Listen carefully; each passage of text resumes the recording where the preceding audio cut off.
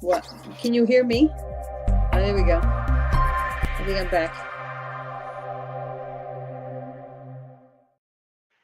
And we're live here on this November 7th, getting going at 9:15 p.m. And we got a really spicy one here with the Bills and Jets, the big upset this weekend.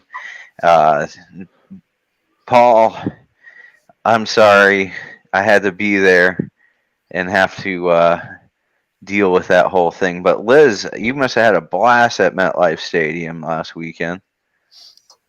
Yesterday. Oh, Liz cut out. That's awesome. Okay. We just have frozen Liz. I see. Well, we're going to try reconnecting on that one. All right. Well, you don't have to really hear so much out of her then if that's the case here, Paul. Okay. Well, that worked out for you. It worked out fine. You know. Oh, hey, I have a hockey stick, and it's a Guy Lafleur, but they call it Guy Lafleur. So a Guy Lafleur stick is like really awesome in hockey. And the Sabres right now, I mean, Tage Thompson, who names their kids Tage? Really, he's the number one offensive player for this last week. And Rasmus Dahlin, how cool is the name Rasmus? You know the kid's going to be problems. Name Rasmus. So he was the number one defensive player for the Buffalo Sabres for the past week. So really, I mean, Sabres are rocking, man. Go Sabres, man. That's all I got. That's what you're gonna have to go with. Well, let's get into week 9. We got and Liz is trying her best to connect, and she is at work, everybody. So she's just trying to do her best to connect in. It's not really totally going the best, but we're gonna save that for later. How about we talk about in case Liz gets on here? Let's give her a chance to get on. I'll go right into the Patriots, though. The Patriots played so well that they ended up firing the head coach of Indianapolis yesterday, basically. So then they hired Jeff Saturday from outside, actually, who used to play for them as an offensive lineman during the Manning's heyday, really there. And so there was a lot, there's a lot of history with him and Indianapolis. So the thing is, though, so I like the matchup. I always was.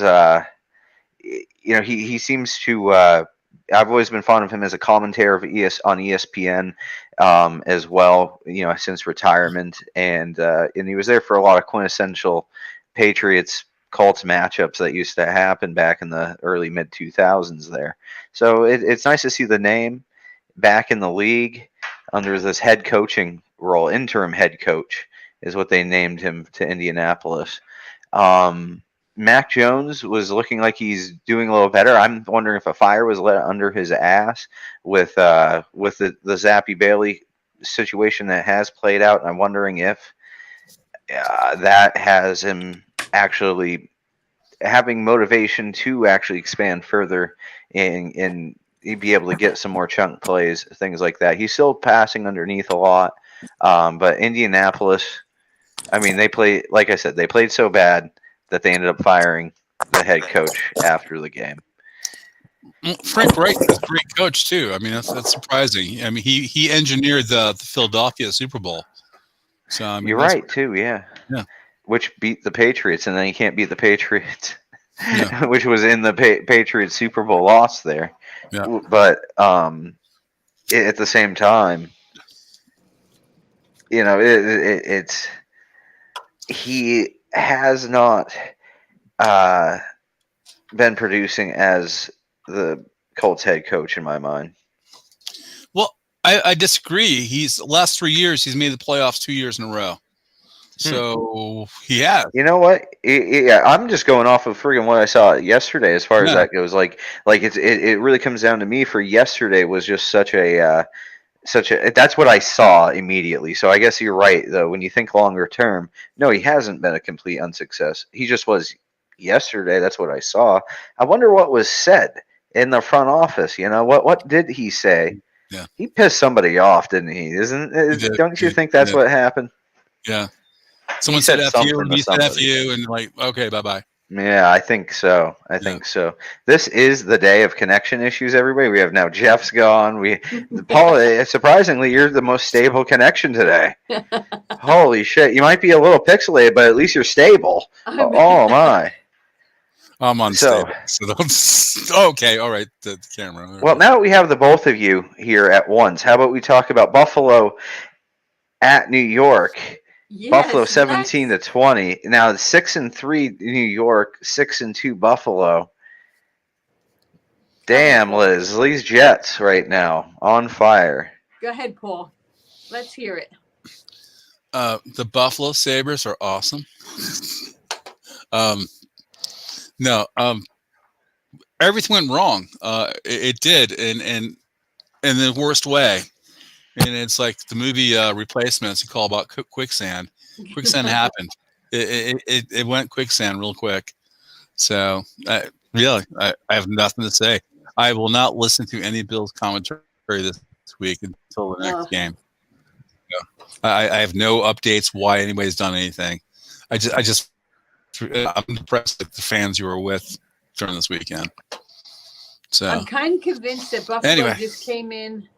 I think Buffalo just came in with that attitude, like we're like you sound every week. We're the greatest team in the world, like not saying anything bad against you, Paul, but I'm just saying I think they came in with the attitude that this is going to be a piece of cake and same old Jets, and it's not the same old Jets. We proved that a couple of times this year, and who would have thought we would have did what we did out in Green Bay? And I just feel that they tried to mail it in. They tried to mail the game in. That's what they did. So I agree with you. And they got caught flat-footed and made mistakes. So, but you know what Wilson did, or what? He did great.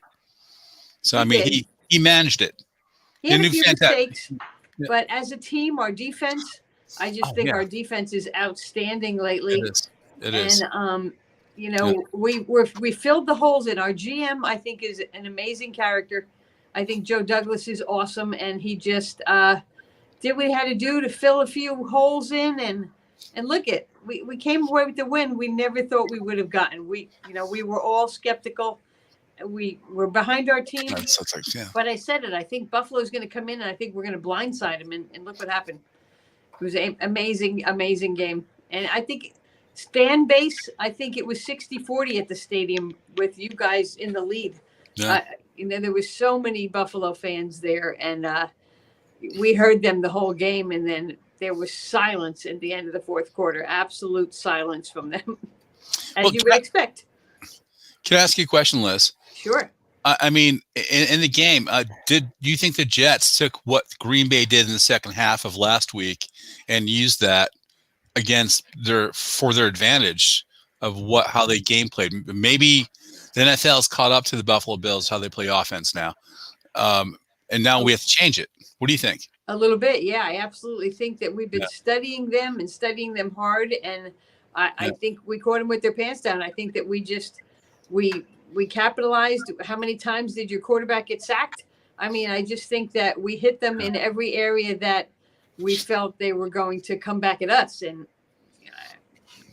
we won. I agree. Congratulations, though. Congrats. Yeah, thank you. Yeah. If only we would have did it to New England last week. Yeah. So that's the shit I gave Paul when I was at his house yesterday for his cookout. The thing is he doesn't have much of an excuse because the Patriots beat the Jets in New York just the week prior. So he doesn't even have the excuse of home field advantage. And it was just a week ago, so it's not like, it was early season versus mid-season or something. It's mid-season both cases. So such similar environments that, it's basically putting them in a controlled environment and seeing who beats the exact same opponent. Yeah. So it's the closest thing you can get to a three-way football match as you can get. The NFL actually did try that one time. It was awful. Yeah. And it's a little history fact actually, but I couldn't tell you how it actually worked though. There's video. You can YouTube it though if you want to.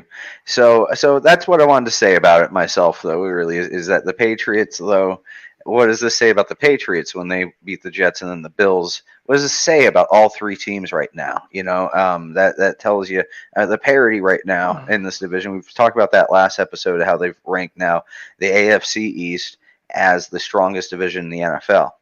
So we all have winning records. That's not we're the only division in the NFL where that's the case right now. So, damn. So. Congrats, Liz, on that one. That must feel pretty great there to beat the current reigning division champs there. How about we get over to Miami? Miami at Chicago. Miami there, Jeff. How you doing down there in God's waiting room? We're doing good. Am I coming in clear now? Yes, you are. All right. That was a tight game. Justin Fields was no joke. And our defense needs to tighten up to play with the big boys. We can't win shootouts every week. Gotcha. Justin Fields, I said last week, he's a nightmare for defenses.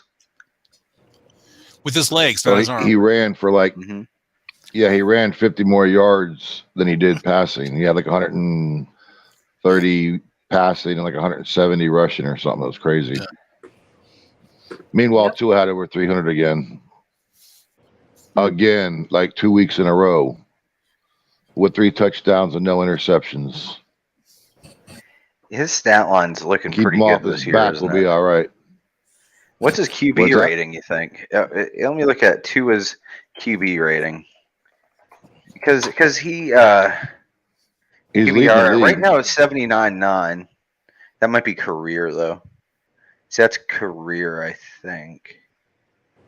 Well, no, he's leading the league in QB rating. I don't think that's the case, but I have the receiving top receivers. Tyreek Hill already has 1,100 yards this year, and Jalen Waddle's number 5 with 812. Tyreek Hill has more receiving yards by himself than 5 NFL teams do combined. Yeah, he does lead the league in QBR. It's just saying Tua does at 79.9. I didn't think that would be. Then it's Patrick Mahomes at 75. Then Josh Allen 74. So Geno Smith making number 4 on the list. So you got a powerhouse right there going on. He was out 2.5 games, so he's not going to have as many total yards. But but that's where the QBR that goes to Mahomes, Brady, Burrow, Allen, Herbert. Mac Jones is 30. I'll take our record. I'll take 6-3 all day. Yeah, we're starting Baker Mayfield at 17. He's been the worst performing quarterback this year. Interesting stats there. Still playing. It's a nice list to go on to. Well, I'll put the list in the chat here actually for all to be able to enjoy. It's up by ESPN. There. Ta-da, it's there for anybody to enjoy. Thank you. Yep. So, all right. So, where are we going with it? So, okay, Jeff, continue on. I just got down a rabbit hole on looking at the QBRs. I'm just happy to be 6-3 right now. We're in contention for a playoff spot. So, amen, brother. We got the toughest division in the NFL right now. Okay. We're still number 6-3 feels good when you beat the Bills. Okay. Yeah, you got that. You got to head that on Bills as well. And we both did. Did you play the Bills yet, Perry? No, we have not. We're going to in like 2 weeks, and it's going to be.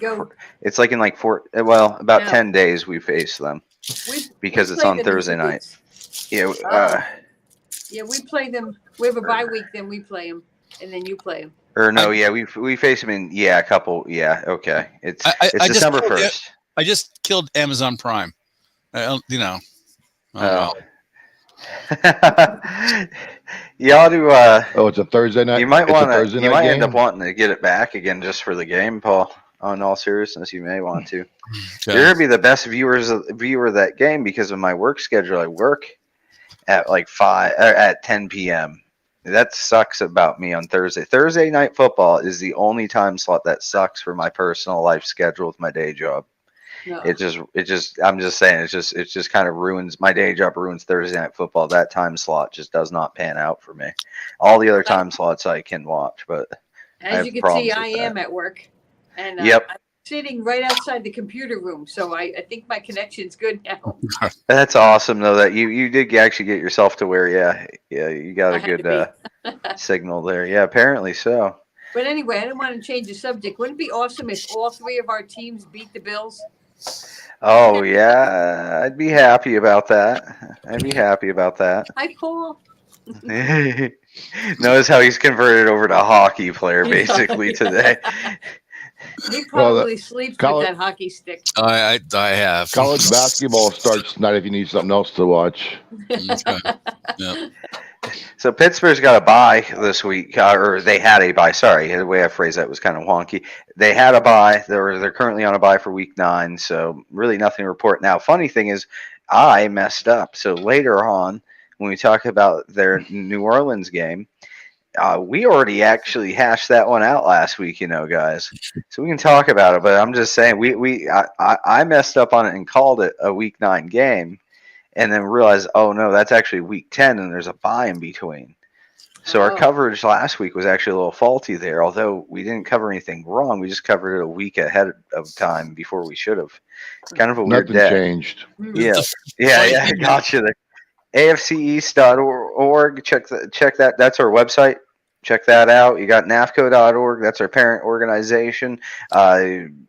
Good shit there. You got West PA Systems, your 21st century electrical build contractor. Ma Media Works, the Warren, Pennsylvania-based film company. You got PerryFilm.com, your one-stop shop for our Perry needs, and our AFC East Fantasy League is going to be expanding next year with a sleeper app. We'll talk about that as time goes on. But this week, I took a loss. Jeff, you took a win, right? Yep. Paul took a loss. I beat Paul. To Jeff. I took a loss kind of barely to Dave Hudson there today, a Patriots fan, part of our league there. And that one kind of burned because I actually did quite a lot of planning on it and tried to really bolster up my team to be the best team that it could be. And I got way over. I had Joe Mixon, by the way, who got a 55.1 fantasy score this weekend. So that's a crazy performance that Joe Mixon had. I just wanted to mention that. He's got definitely fantasy player of the week this week at 55.1. Jeez, so then, so what a productive day. 130. Yeah. So my score ends up being 135 to now it's 149-14. I don't have anybody to play on Monday night. So, and he does. So the thing is that's a loss for me. You guys, that was kind of a close game. 103.1 to 97.52 between the two of you there. Oh, It's Tyreek Hill. Yeah, you got Tyreek Hill, and it's also because Paul doesn't take off his Keenan Allen. Because Keenan Allen, and he's got Breece Hall in there. Paul, that's why your team is losing. He might have beat you if you had those two replaced with any kind of product, players that were active on the roster. Okay. Yeah, we figured this out. Well, gosh, I guess this fantasy thing, when we get to Paul's thing, it just comes down to, Paul doesn't understand the app. Well, I actually won 3 times this week, and I won the picks, I won the fantasy league matchup, and my Dolphins won. And there's a Powerball drawing tonight. Oh, yeah, there you go. Just saying. Gee, yeah, maybe we can get that Elgato Stream Deck. I thought about making a GoFundMe kind of thing for the Elgato Stream Deck. It would help out our show a lot. About $225. That's actually doable to raise. All right. Around the NFL. What's going on around the NFL here? Anything anybody wants to talk about? Well, the big thing was Reich. So that was the coach being fired from Indianapolis. I think that was the biggest news for the week. So, any injuries, you guys? I don't think anything major happened this past week. except Josh Allen's I don't know. ego. I followed some of the Bills pages, and they were complaining that they had more excuses because of the injuries. We've all had injuries. Get over it. It's part of the game. Stop making excuses. Oh, I don't know anybody because I didn't listen to any media this week. So The Deshaun Dolphins Jackson had came 21 back. guys. The Dolphins had like 15 or 20, I forget what it was a big number on Wednesday on the injury report. And of course, it went down as the week went on, but they started off with a high number of injuries on the injury report. oh, And I like the way our trades worked out for us. yeah, Our running back did good, and our defensive player did good. So you're gonna have a good to problem see they restocking. contributed. You're gonna have a problem restocking next couple of years, though, aren't you? As far as draft picks. Well, it's always a problem restocking, yeah. But Yeah. that Tunsil trade from years ago with the Texans is still paying dividends for us. Cool. So Awesome. You know, port wine and crackers are fantastic. I'm just telling you. Port wine is pretty good stuff, yeah. I like that port wine cheese is awesome, yeah. So I will say thank you for the shout out from Scotland there, Across the Pond Sports Network. I'll check out your stuff sometime, man. But thanks for the shout out. I like to see we got some international viewership going on tonight. Week 10. That's coming up. We got a couple bye weeks actually here. We got New England on a bye and the Jets on a bye. So then you come up and we've got 3 games to cover here then. Minnesota at Buffalo, Paul. You're taking on a tough team, 7-1. We can win these games, not the other ones. So I'm just saying. That's fine. I'm okay with that. I think we're going to win. So, yeah, go win. So, You think I Buffalo's think Miami lost to Minnesota. I think that was one of Miami losses. did. Yeah, exactly. And I think that Minnesota is dominant this year, quite frankly. They're winning a lot of really great ground game, as well as just a dominant overall team kind of deal. So I'm personally going to go with Minnesota here on this one. Paul, you're going with Buffalo. Liz, where are you at on this one? Buffalo's going to be pissed. Ooh, Liz, you somehow muted. Yeah, you've accidentally muted yourself. Jeff, while she's working on that, what did you have? I don't know if Buffalo can lose 2 in a row. I don't know. But Minnesota's pretty good. So record-wise, you'd want to say Minnesota, but I don't think Allen's going to put up with losing 2 games in a row. So I'm going to go with Buffalo on this. All right. Yeah, What's your thoughts? I'm going to go with Buffalo because I don't think they'll lose 3 in a row because they play them and then we go up there. So we're going to kick their ass again in a few weeks. So I think they're going to win this week. So everybody's Buffalo. I'm going Minnesota. At least it's not a uniform across the board thing There you go. is what I'll say. So, okay. Week 10, we got now man, we're like creaming through this episode, guys. How come why is that? We're just like powering through today. We're worried we're all going to cut out again. I think so. Yeah, I think so. It's also been a connection issue week. Look at that. This is what it is. Cleveland helmet. Oh, you have a little Browns helmet. A little Itty brown bitty. helmet. Look at how tiny it is. A little doo-doo brown.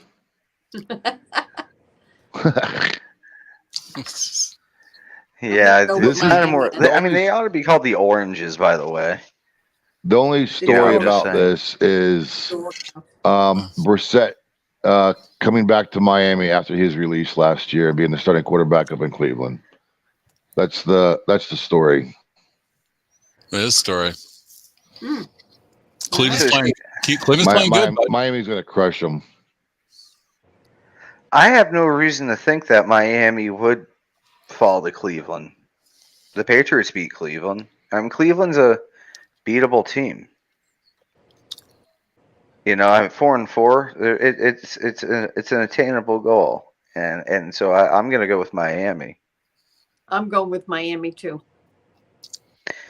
Just that general vibe, right? It's just like it's kind of feels like same old Cleveland kind of stuff right now, right there.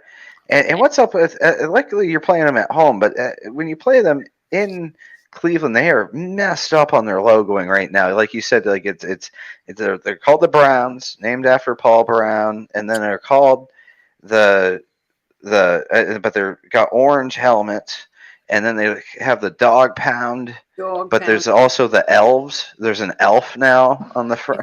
So this you see how it's just like there's like 5 things going on with their branding, and even Myles Garrett said in an interview. I just want to say, Myles Garrett said in an interview, it seems like we just don't know what direction to go in, and we're just going in several directions at once, and that's what he said. Well, he said it's confusing even to him. That's been the team for years. Look how many quarterbacks they had. They're almost like Miami. Like they never know what they're doing. Like promises, and they never do anything. But they do wear brown pants sometimes. Yeah, they have brown letters. Yeah. Numbers are brown. Didn't they used to be Cincinnati? The owner.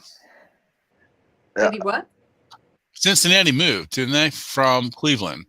No. It was Baltimore. No. It was Baltimore. Baltimore moved from Cleveland. Yeah, it was Cleveland went to became the Ravens. Right. And I think the Colts. In this interaction was due to also the Colts leaving Baltimore to Indianapolis, and then you had the city of Cleveland actually founded just a new franchise to basically fill the void that was being left. So technically, it was in like 98. I want to say 1998. That technically what is the new Cleveland Browns. It was actually an expansion, but it was just an expansion that was taking over for the old franchise that already existed. Yeah, very kind of weird. I believe they agreed for them to move as long as they reopened the Cleveland team again. I think that's what happened. Yeah, there was kind of a thing like that too. Yeah, but it was also the city worried about heritage and stuff like that too. Right. But the Ravens have won a Super Bowl, and the Cleveland Browns have not. Yeah. So let me recently see. Cleveland Browns ownership, because I believe it's. Oh no, it's not. There is actually. I forgot. Okay. Well, they have an NBA championship, so that's pretty cool. Hey Perry, when we are done with our picks, we have to go back because I forgot I have an around the NFL for us. Oh. Okay. All right. Well, we'll just cover it. Just cover in closing statements there. So what do we have? Did we have everybody's? We haven't actually collected the full picks here.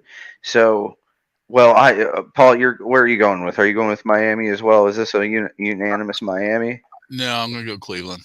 Oh yeah, you really are. Okay. I have to be the big toe. Yeah. See, it's good to have a big toe. Keeps things a little balanced. Yeah. MIA. Okay. All right. Week 10, New Orleans at Pittsburgh. Like I said earlier in the episode, we did actually cover this a week ago.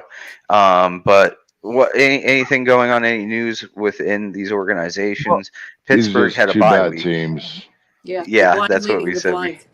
Yeah. So the thing is, though, I voted. So what were our picks last week? Let's take a look here. Our picks last week. I had New Orleans. New Orleans is on tonight. They are. Yes. Well, they're playing Baltimore tonight. The Steelers are favored 2.5. So that's pretty weird. Yeah. Buffalo was favored too. Is it because is it because Pittsburgh's home? I believe so. They always get 3 points to the home team. Yeah. So 2 bad teams. Yeah. So I'm going to go with the Steelers. You're going with Steelers. Well, here's the thing. So Liz, okay. Here's what you had. So here's what we had last week. I had New Orleans. Paul had Pittsburgh. Jeff had Pittsburgh. Liz had New Orleans. Oh, I did. Oh, see, I'm changing now. Okay. Are we going to allow this, guys? Are we allowing this? Okay. So she's going to go with Pitt. All right. So It's do you before guys the want to injury stay with report, Pitt? at least. Yeah, I got you. I'm staying with Pitt. Yeah, yeah. You're staying with Pitt, Paul. You? J.J. Watt's playing, I think. Is he coming back? Yeah, he's going to play, I think. J.J. Watt return. I guess he's saying Not J.J. Watt, his brother. What's his name? TJ. TJ. Yeah. Oh, yeah, right. That might be what I need to type in here. Oh, okay. Yeah, it looks like is calling it imminent return. Yeah. Okay, so yeah, all right. So that's a big help there. So you got to go with Pittsburgh. I'm staying with New Orleans. I'm Okay. staying with New Orleans. So everybody else Pitt, Big then toe. I'm going with Saints. Yep, being the Mhm. big toe. All right, everybody. So let's move over to closing statements here. Liz, you said you had something. I did. I want to congratulate the majority of teams that have nominated their fan of the year for this year. The New York Jets had Michael on the field, who is a 21-year Navy veteran. He was on the field. He was throwing around a ball to try and win something. And they said, wait, hold on a minute. And CJ Mosley came up on the screen and announced to him that he was named 2022 New York Jets Fan of the Year. So Wow. I had to go track him down in the stadium because I wanted to meet him and pass along all of my experiences for the season and tell him what a great year I had. But I notice on our Facebook page, there's an exclusive page just for the fans of the year. And all the teams are picking their Oh, that was a good story. That's cool. yeah. Oh, So they're back now. I'm Okay, back. hi. All the teams are picking their fans of the year, and it's been good.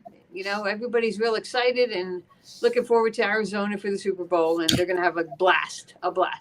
So they don't. Who announces that? The teams, or so is that announced NFL. traditionally at the state? Oh, the NFL announces it. Okay. Yeah, they bring them out a giant replica Captain. ticket for the Super Bowl, and it's a little ceremony. And yeah, they basically are doing it all the same way this year. Where yet last year, everybody was different.